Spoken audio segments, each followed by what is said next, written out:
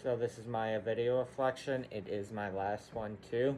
So the first question that I've been asked to answer is in Chapter 10, Sneak introduces the concept of excisional flexibility.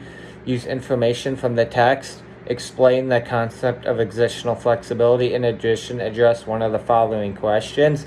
And so the way that I would best sum this definition up in a few short words is that it is the ability to take risks and do new things. And so then the question that I did decide to answer was share an example of a time when you were involved in a decision or shift that could qualify as an excisional flexibility, either personal or organizational. Share the challenges of this or the outcomes of this shift. And so a good example of this would be this past tennis season, or the tennis season now, I should say. My GA decided to come up to me one day and he's like, "Hey Tom, I'm taking you out of the doubles lineup for now." And I was definitely very shocked by that because I had been playing 3 doubles all year. I was a senior and I felt like I still deserved to be there. Felt like I'd been working hard and felt like I hadn't done anything wrong to do that. But he's like, "Oh, I want to try new things. I want to, see how she goes and stuff." And so I definitely think that humbled me a little bit. It made me work harder in practice, even though I was already working hard. And it just definitely really humbled me, and I'm really glad it happened to me. And at the end of the day, they ended up not. I think they played a few teams, and they ended up not doing well, which I think they lost. They lost 8-6 to a team that they probably should have beaten pretty easy, if we're being honest here. Like it wasn't good. So then at the end of which then forced our GA to do a challenge match, and then I ended up challenging Nathan, who was the freshman, and ended up beating him 0-1. Very easy match. Wasn't even really close, to be honest with you, and ended up just proving myself why I belong in the lineup. And ever since then, I've been playing really good, and I definitely love the outcome of it because it's definitely made me be playing better, for sure. And then the second question that I decided to answer was in Chapter 11. Sneak offers several options and examples centered on the concept of the courage to lead with an infinite mindset. Why and how are you prepared to lead with an infinite mindset?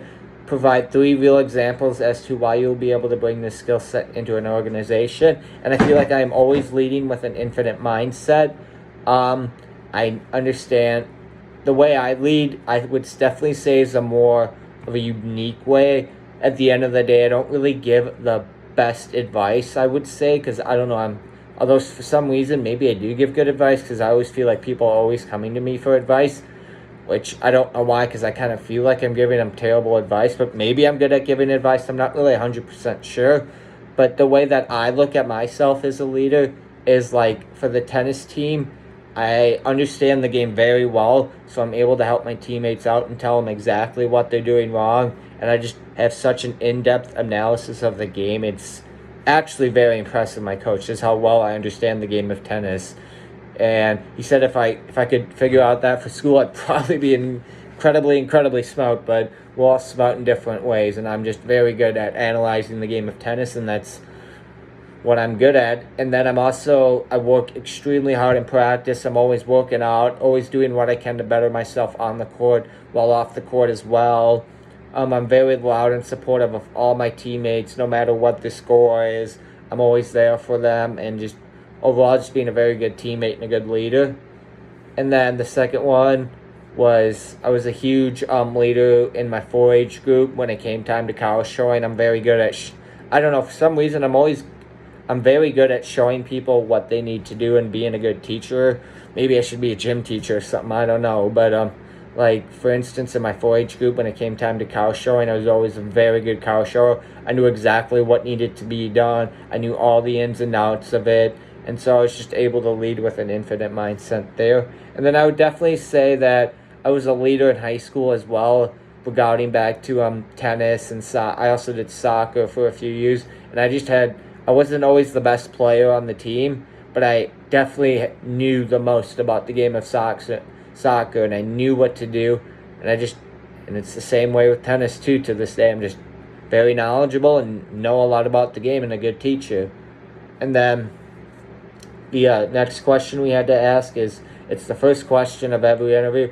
Tell me a little bit about yourself.